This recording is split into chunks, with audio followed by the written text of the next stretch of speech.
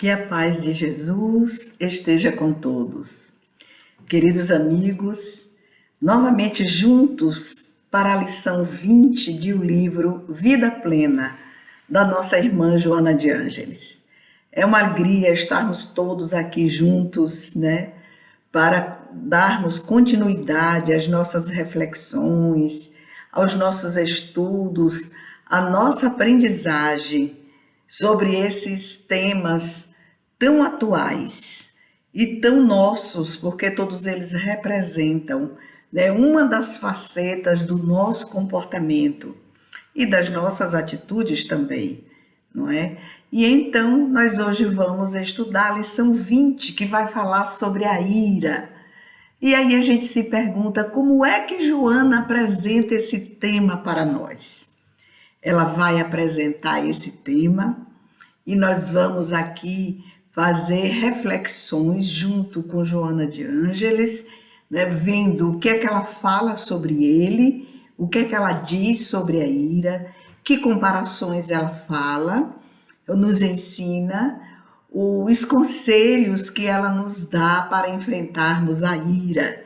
E aí, de antemão, nós vamos logo colocando algumas premissas para dizer que todos os seres humanos na Terra, no planeta Terra, têm essa energia, essa pulsão de ira. E aí nós vamos entender por que todos nós temos essa pulsão de ira, como a gente aprende também lá na psicologia, na psicanálise freudiana e seus seguidores, quando tomamos consciência de que nós todos temos uma porção narcísica dentro de nós e que todos somos neuróticos. Então, nós temos porções narcísicas diferenciadas, em medidas diferentes, e também essa porção de neurose que nós carregamos tem por base a questão da ira.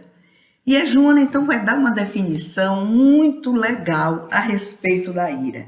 Ela vai na página de atenção, ela tem uma página de atenção, que é uma página de tom verde, que está do livro, e que precede os capítulos.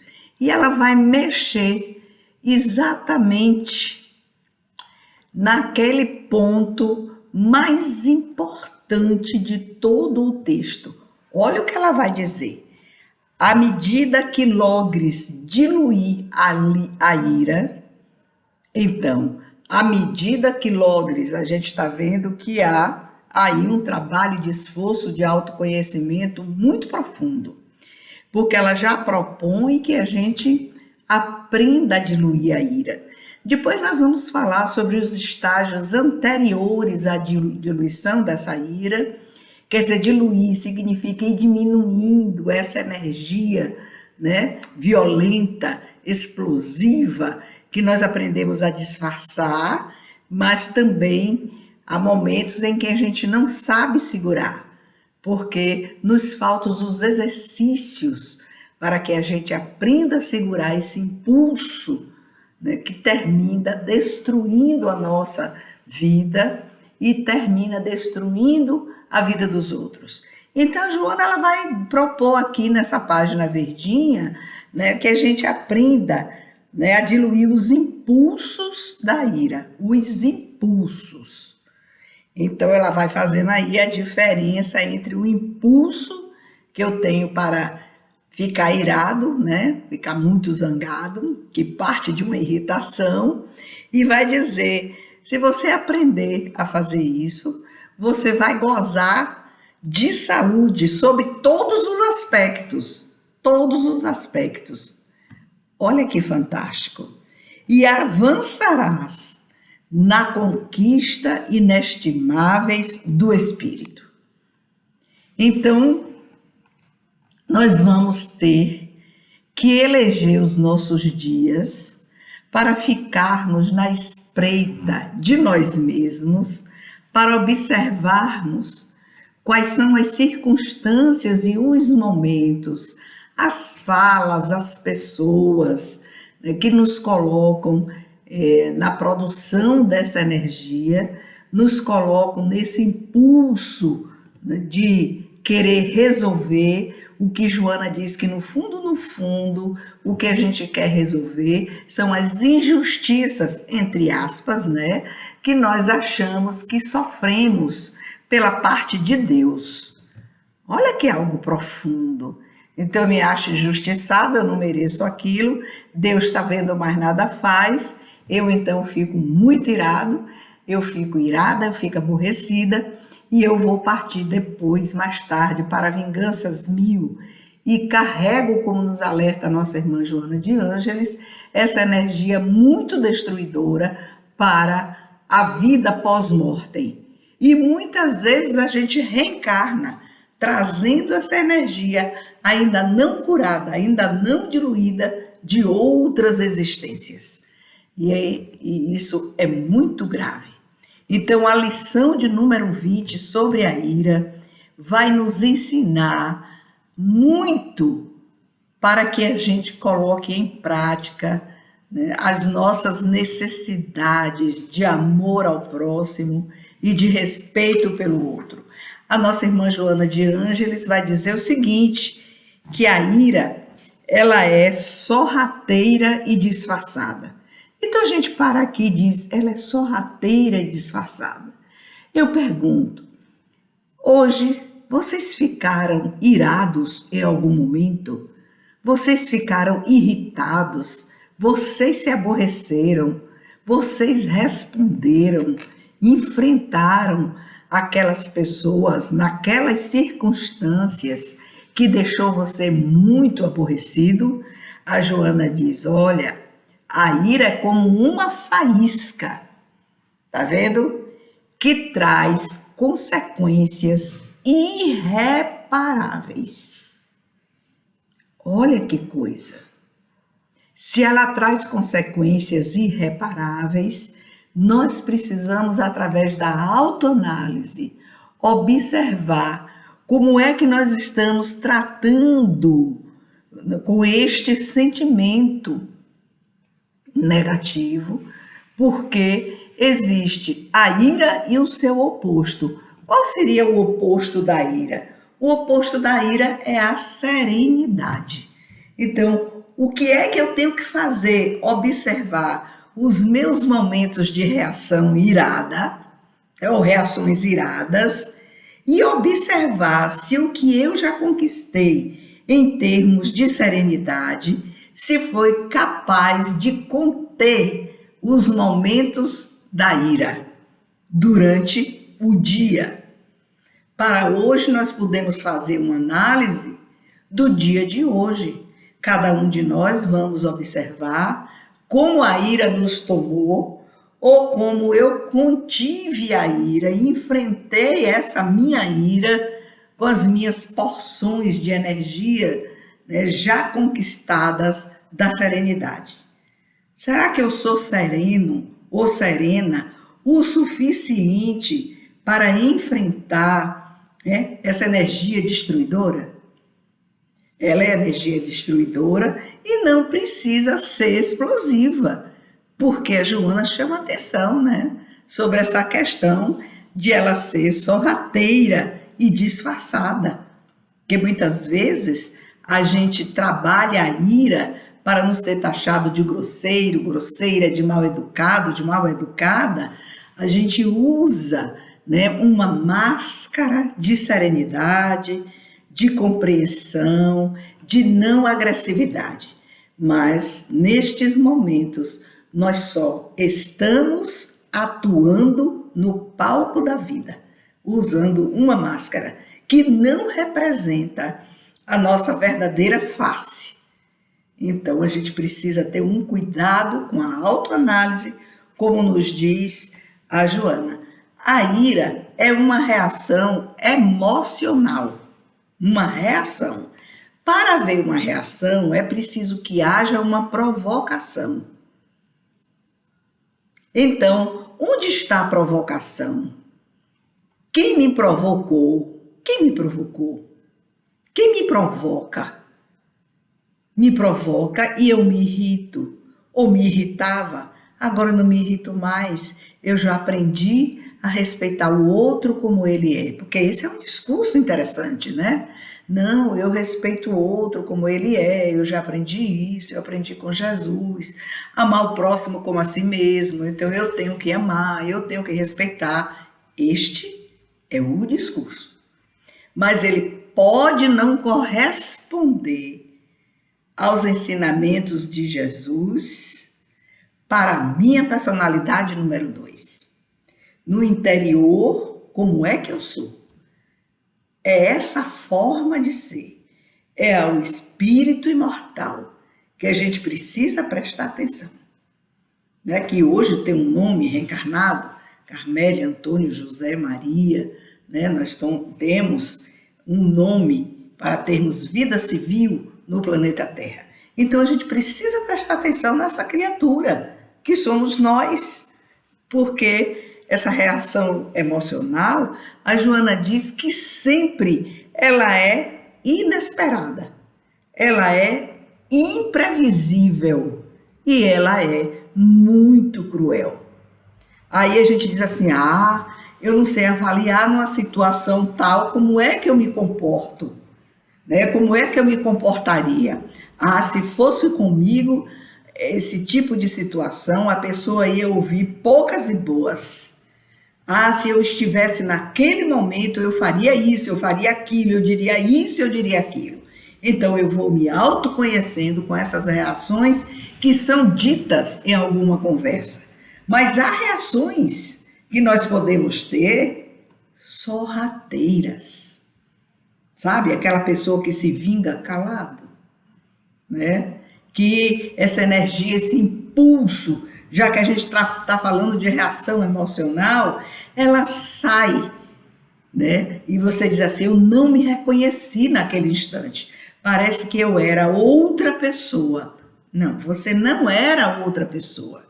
Era você mesmo. Era você mesma. É que nós não nos conhecemos na totalidade. Então, todas as vezes que nós analisarmos circunstâncias ou vivenciarmos essas circunstâncias e tivermos ideias de tal ou tal reação, a Joana diz, agora você está conhecendo uma faceta sombria que é sua. Então vai ter que analisar, vai ter que identificar para depois diluir, para depois remir, para depois curar. E ao invés de fazer sua morada na ira, você faz a transposição para a serenidade. Olha que lindo, não é? Falado assim, fácil, né? Mas a Joana vai desenvolver com vários argumentos e mostrando a gente a vida no cotidiano, o que é que nós costumamos e como é que nós costumamos reagir às circunstâncias, não é? Ela começa dizendo assim, evite a qualquer preço. Isso é grave. A vitória da ira sobre a sua serenidade. A qualquer preço. Eu estou mal, com dor de cabeça, porque naquela circunstância eu deveria ter respondido isso ou aquilo, eu deveria ter dito isso ou aquilo, eu deveria ter me portado assim ou assado. Que tipo de circunstância é essa em que eu avalio que eu estou doente porque eu não coloquei para fora a energia da ira? Mas a Joana diz, evite a qualquer preço. Pode ser o preço da sua dor de barriga, da sua dor de cabeça, pode ser um preço de adoecimento do corpo, porque a energia é tão destrutiva da ira que ela implode a saúde. Por isso que a Joana fala lá no começo, né? Que para a gente ter saúde, o que é que ela diz? É preciso que a gente aprenda a diluir essa energia. Ninguém fica curado da ira de um dia para o outro.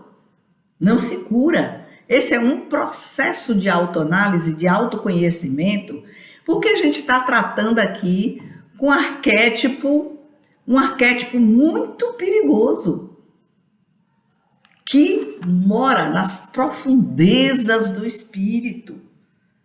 Então, faz parte do desenvolvimento, né, emocional, da nossa trajetória enquanto espírito imortal, no processo evolutivo onde nós caminhamos. E nós precisamos aprender como lidar, o que fazer, como me importar para que eu tenha saúde. A Joana vai esclarecer no texto que muitas doenças, muitos estados desagregadores da saúde é por conta da ira.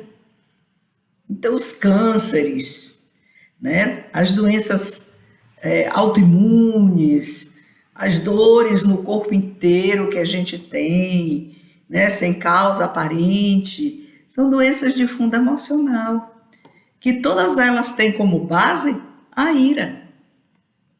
Você não se conforma com o corpo que você tem, que você está, com a idade que você está, com as limitações que você tem, e começa a desenvolver um tipo, né, de energia desagregadora, que é uma raiva, porque o tempo passou, ele envelheceu, né? Ou uma ira, porque você não tem energia suficiente para vencer os obstáculos. E você vê as outras pessoas conseguindo vencer os obstáculos e alcançando os objetivos que elas traçam, as metas, e se propõem a realizar passo a passo.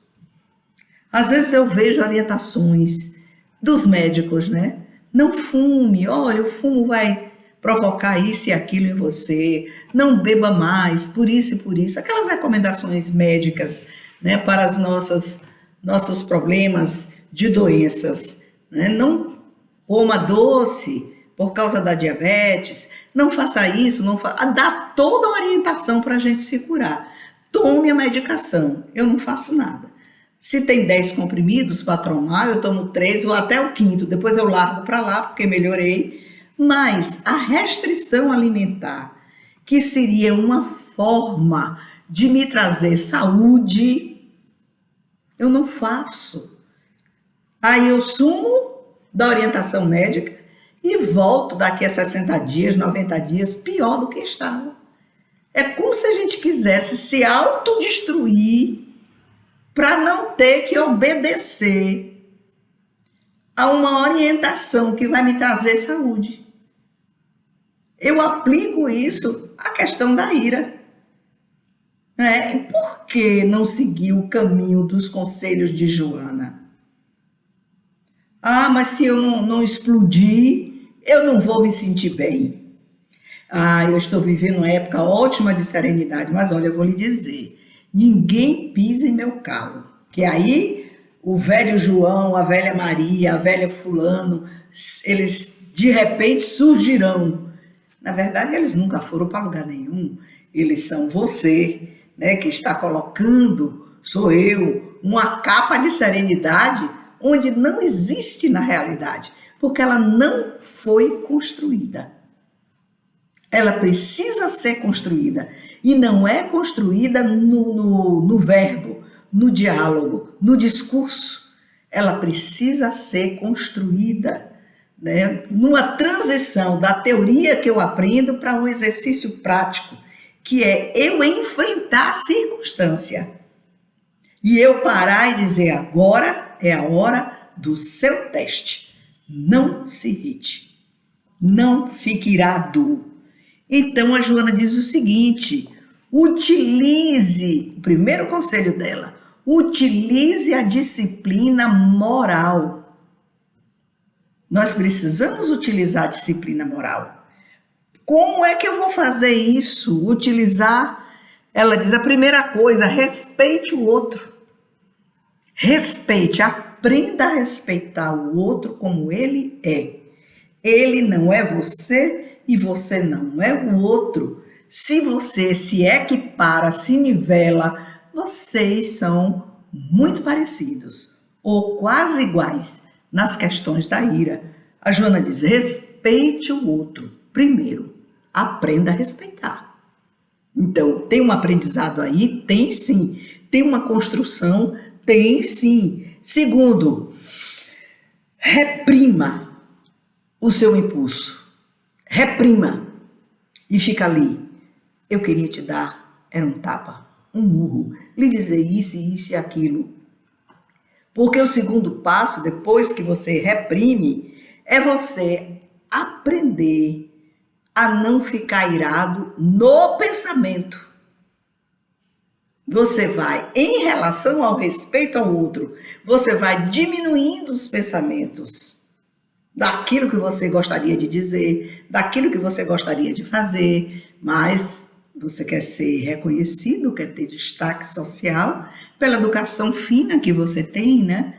Pela educação da família, você é uma pessoa extremamente sociável, né? Então você termina reprimindo, mas na verdade o que você está fazendo é usando o seu impulso de forma sorrateira, porque a Joana vai dizer que a ira, ela é filha espúria do orgulho, ferido. Ferir o orgulho, surge a ira. Sempre vai surgir. A ira é filha espúria do orgulho ferido. Olha que forte. Vocês já tinham pensado nisso? Que a ira é filha do orgulho ferido?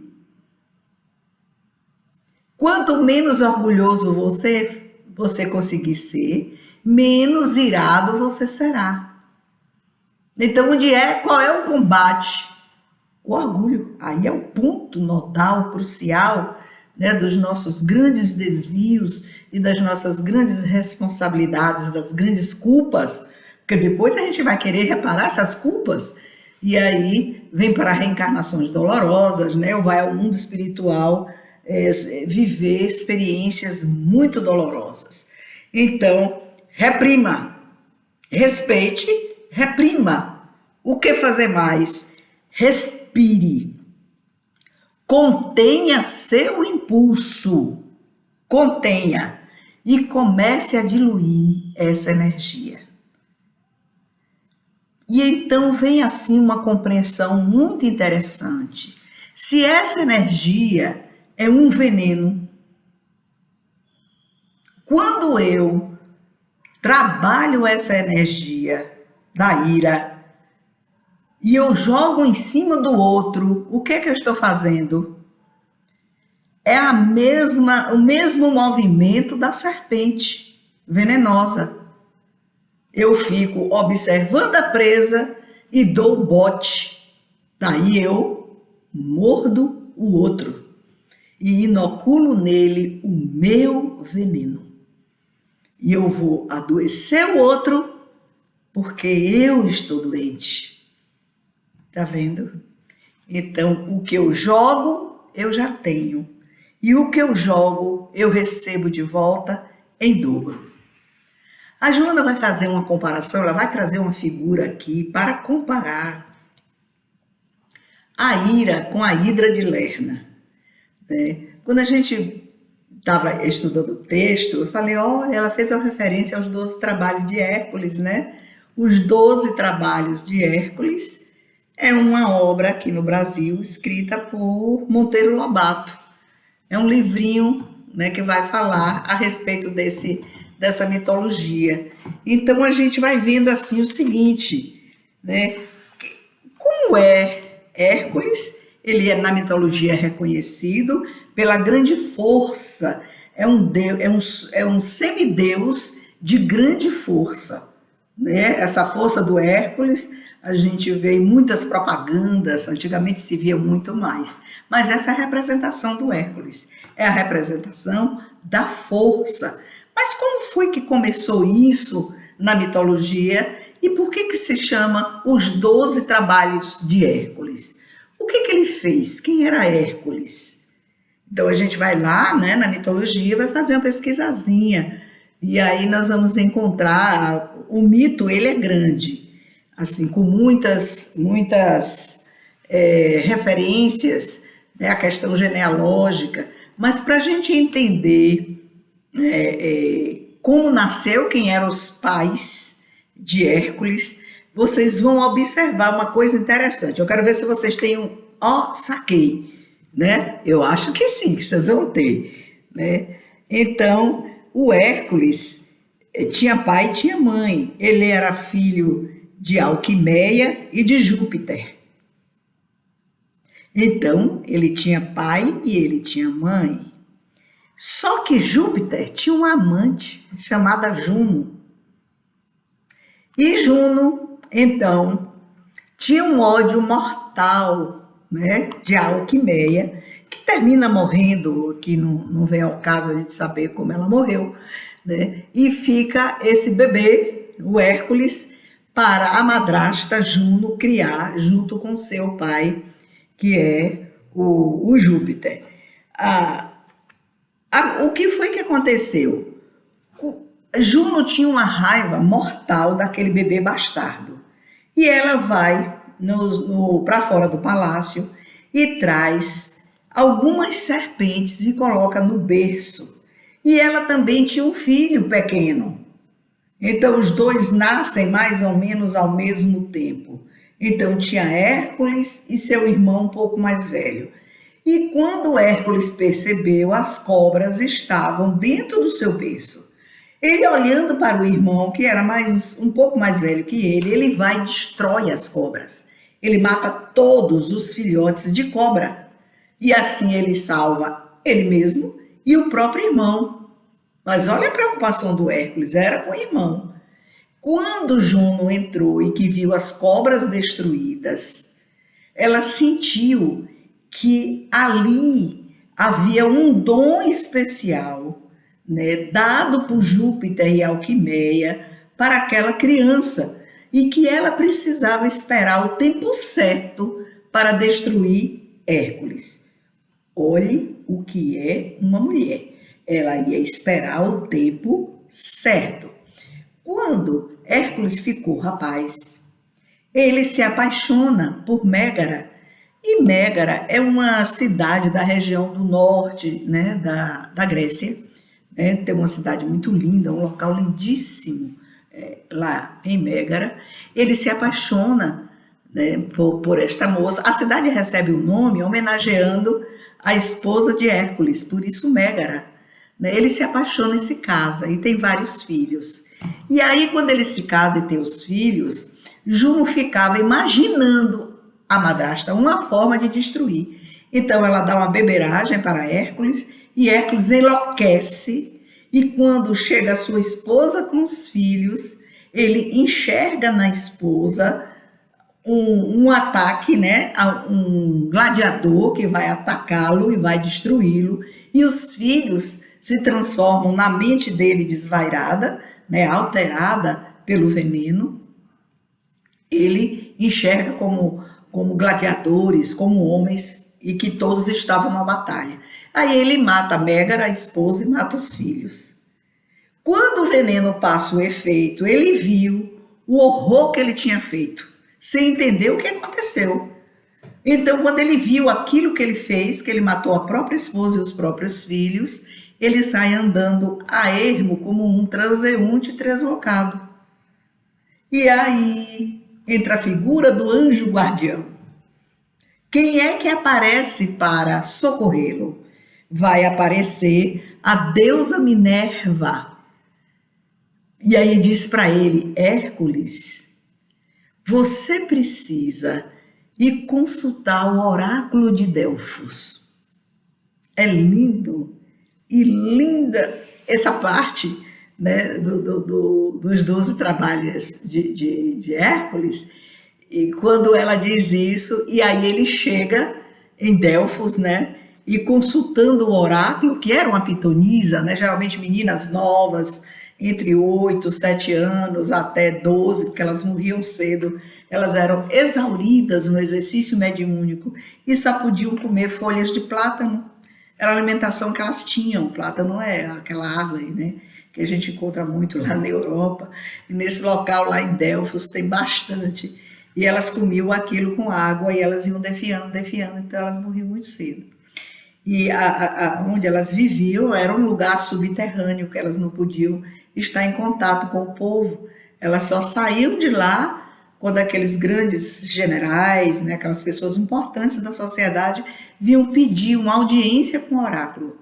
Então ela selecionava, porque ouviam, selecionava as pessoas que iam atender e dizia em forma de oráculo mesmo, né? Porque o oráculo ele precisa ser decifrado e aí elas falavam o que ia acontecer com cada um ou o que cada um deveria fazer para se livrar daqueles problemas que estavam lá acontecendo.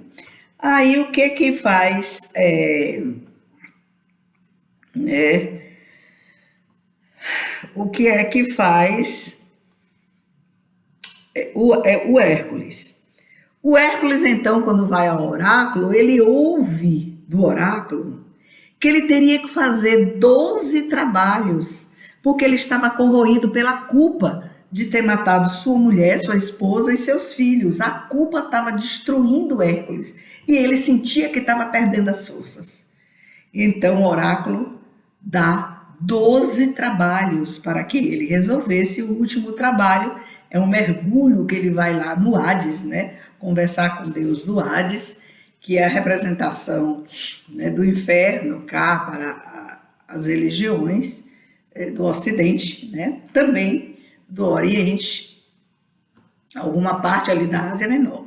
E ele vai, então, um dos trabalhos é matar a Hidra de Lerna. E a Joana faz essa referência em relação à Hidra, porque a esse trabalho mitológico, da mitologia, dos 12 trabalhos de Hércules. Então, o que representa a Hidra de Lerna?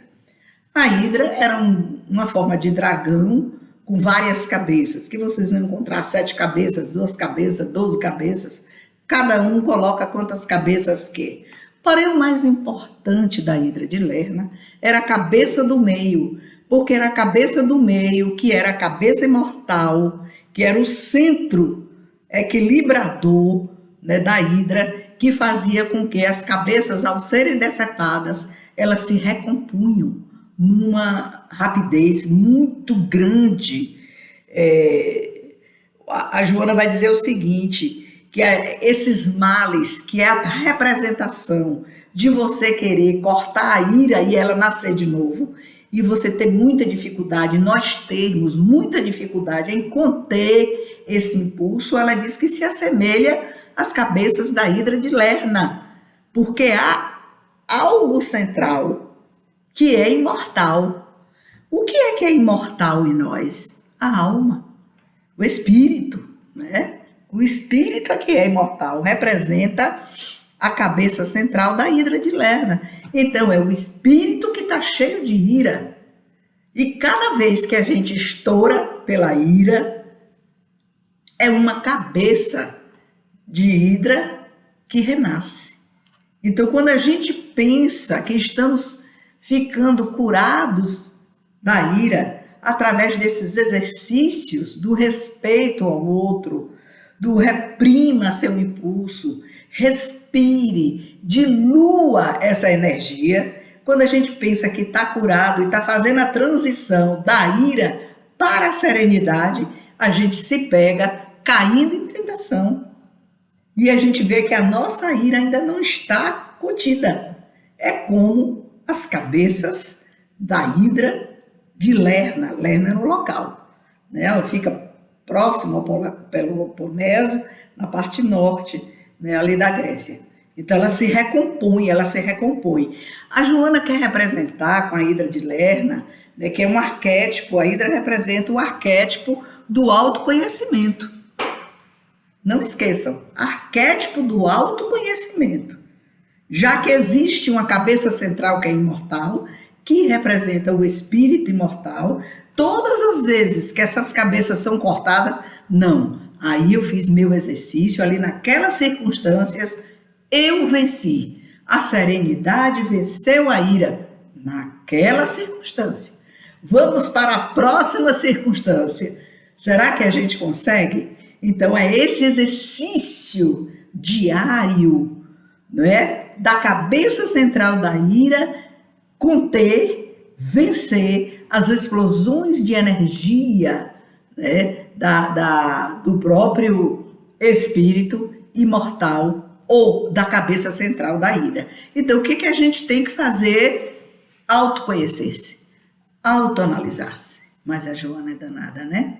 Então, a gente precisa autoanalisar-se para ir se descobrindo. E a gente vai se descobrindo na análise diária. A gente só vai se descobrindo frente às circunstâncias. Frente às circunstâncias. Aí eu me lembro, são todos casos na vida, né? A gente vive um pouquinho. Aí eu me lembro de um atendimento já, né, há alguns anos, de uma pessoa que com aparência serena, com aparência tranquila, e um dia o mentor espiritual de uma casa espírita, que não foi a casa de Guará, disse assim para ela: você xinga minha irmã. Mas ela foi na vista de várias pessoas, né? Você xinga minha irmã. Ela disse: não, imagina, há muito tempo que eu deixei esse hábito. Aí ele virou para ela e disse assim: você xingou hoje de manhã? Ela tomou um susto tão grande e falou assim: bem, eu não lembro, né? Não, você não está com amnésia. Você lembra quantos nomes você xingou? Aí ela disse assim: mas ninguém ouviu. O espírito falou: pois é, a senhora está com esse problema aqui, né? De um câncer que ela tinha na tireoide. É fruto da sua mente xingona. Ela aí começou a chorar, porque era como se o mentor espiritual da casa tivesse descoberto um segredo dela, que por trás daquela delicadeza, daquela bondade, daquela ternura, né, existisse alguém que não correspondia àquela realidade mostrada para os outros. Ela usava uma máscara, mas tudo é energia. Imagina essa energia destruidora da ira, do xingamento, né? Que o xingamento já é uma resposta à ira. Então, meus queridos, a Joana vai dizer que a ira se manifesta de 1000 formas diferentes. E que essas 1000 formas, a gente precisa prestar atenção. Inclusive, a ira, ela se manifesta contra eu mesma, contra cada um de vocês. A gente fica irado conosco mesmo. Ai, que raiva de mim. Ai, que raiva me deu agora.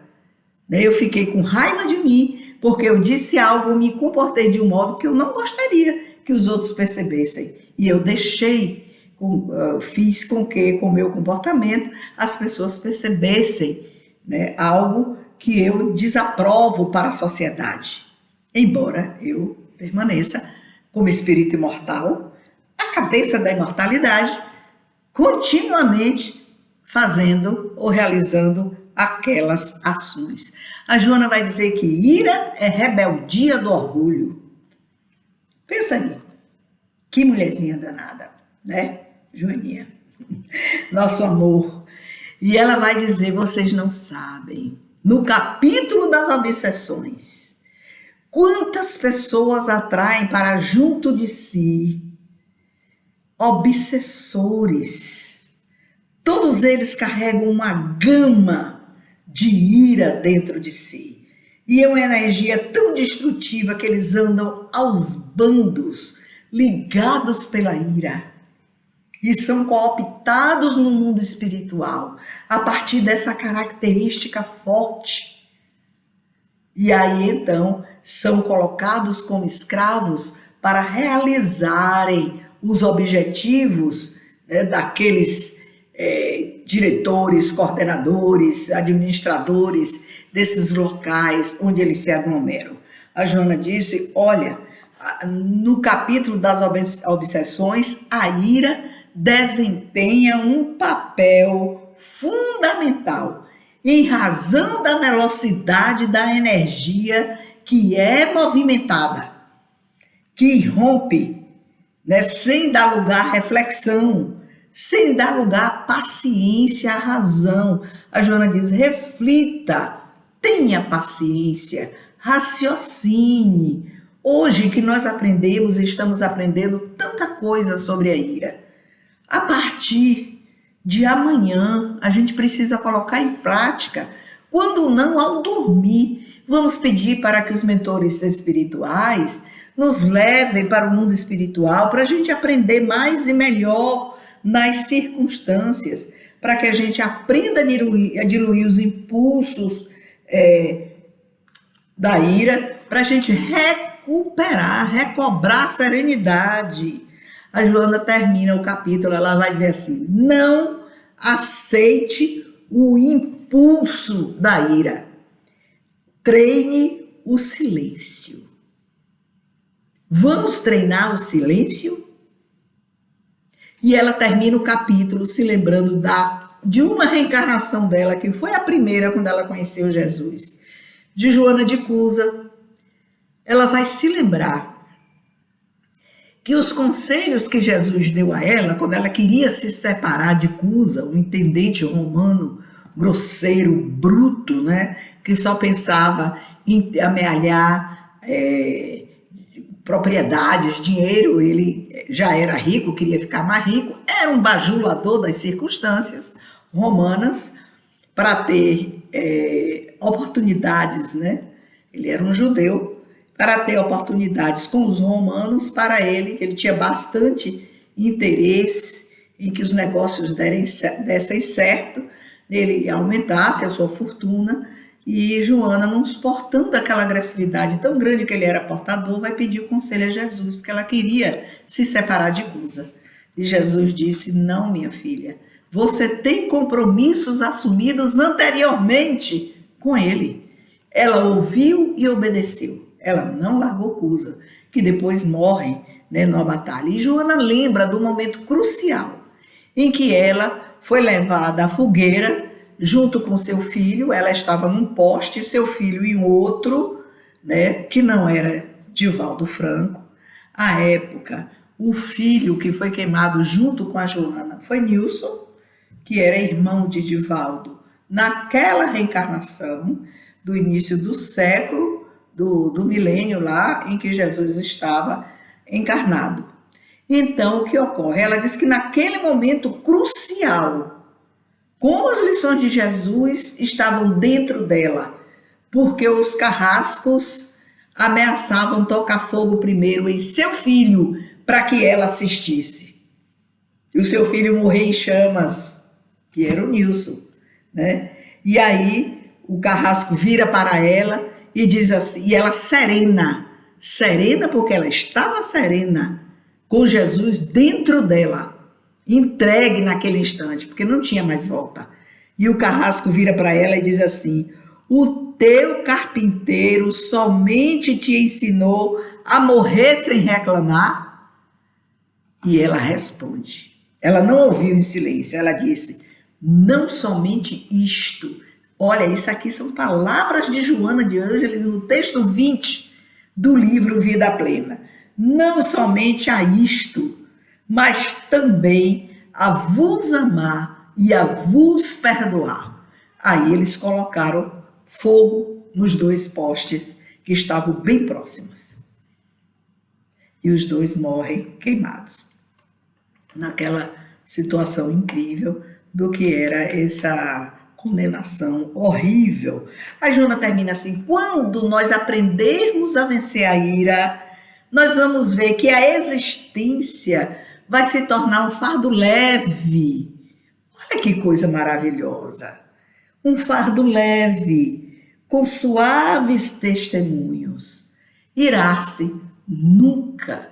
Que Jesus nos conceda a oportunidade para pormos em prática, hoje ainda, né, esse trabalho de respeitar o outro, de reprimir, de aprender a diluir as energias. Olha que fantástico. Quanta lição maravilhosa. Que Jesus nos abençoe aqui no Grupo Espírita Casa de Guará, que envolva todos vocês que estudam junto comigo e que eu agradeço imensamente pelas orações, pelo esforço de vocês de estarem aqui ouvindo essas lições maravilhosas, caminhando com Joana de Ângeles, esse espírito fantástico, né, que caminha entre nós, que nos abraça. Então, até a próxima quinta-feira, se Deus permitir.